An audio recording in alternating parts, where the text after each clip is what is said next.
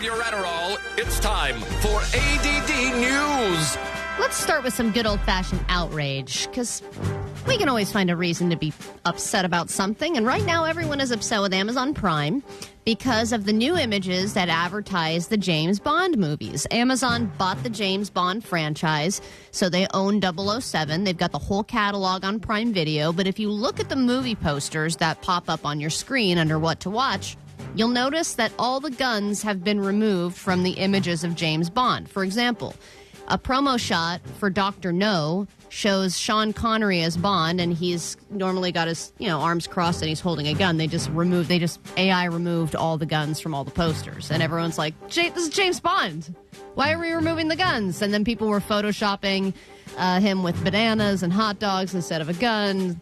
Got really interesting there, but now they've put all the guns back because they realized everyone really wanted the guns in the James Bond promotional pictures. They also swapped out all those cool Bond cars with Amazon delivery trucks, which are not nearly as cool. That guy used to drive around Jaguars and all those cool, one-of-a-kind Bond cars. And I don't understand, because there was a time where guns were funny. They're not funny anymore now because people can't seem to control themselves. Because kids are getting killed Yeah, there's now? mass shootings and school shootings. But back in the old school Bond days, that was cool, because the only time you'd see a gun was there's that guy on the movies with the gun. And they weren't big Rambo type guns. They were those little tiny sleek guns. Silencers on them. Yeah, it was let me just take this out of my ankle and shoot you with it. But I also feel like this is a class, you want things to remain preserved in a certain way. Right. I think everyone thought when they bought the James Bond franchise, they were just going to Photoshop a lot of great Amazon items. Well, they've done that into the movies. With cigarettes, sometimes they'll be like, I could have sworn that guy used to have a cigarette. Now all of a sudden it's been Photoshopped out. Right. You go, I like that cigarette. Yeah, I know. How would they shoot Mad Men without cigarettes? Couldn't do that. Yeah. They used to celebrate the good old days, or whatever, the old days. Good for some, I guess. Not if you're a executive assistant. Good for in the some, office. bad for all the people who got cancer from chain smoking. Right, minus that part, sure. All right, everyone's putting up their Halloween decorations right now. You're starting to see all those giant inflatables pop up everywhere. But as we get into the holiday season, thieves start ramping up for a good season for them, a nice season of stealing. And they're starting by stealing our Halloween decorations. If they are massive, they don't care. They will still steal them. And someone has stolen a giant Jack Skellington in Corona. Police are on the hunt for the person who made off with a 13-foot Jack Skellington decoration. The animatronic is worth more than $500. And it's great deal, by the way, for a 13-foot. Yeah, my neighbor has one of these. Jack Skellington. It's on my street, too. Yeah.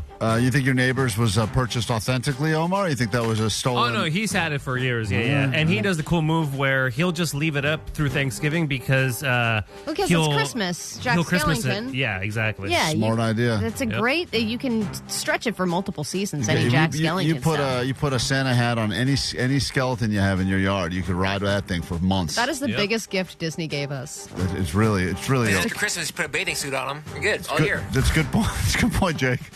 Just get a bathing suit on that skeleton. That's hilarious. Leave it in the yard. And it's been a holiday staple for the homeowner for years. Police say such thefts are rare in the neighborhood, but seasonal animatronics are in high demand for thieves. I didn't realize seasonal animatronics are in high demand. Copper wire and seasonal animatronics. Well, but you should see the video of this guy stealing it, because Jack Skellington's so skinny, and he's just running through the driveway. It looks like he's about to pole vault.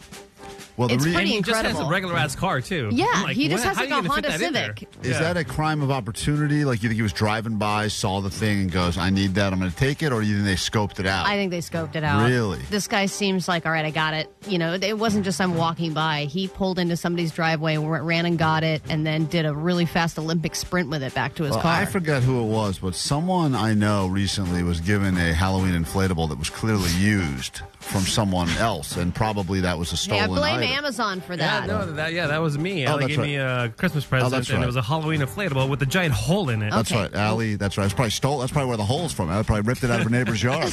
No, I didn't. I bought it on Amazon, all right? And I looked at the reviews after Omar told me that story, and there are a lot of people who said that the quality of it was not good, and that's probably why somebody bought it, ripped a hole in it, returned it after Halloween, and then my dumbass bought it. Hey, Merry Christmas, Omar. You deserve it. Thank you. Last multiple seasons. All right, in a Put put a bathing suit on that inflatable. You can leave it up year-round, you know?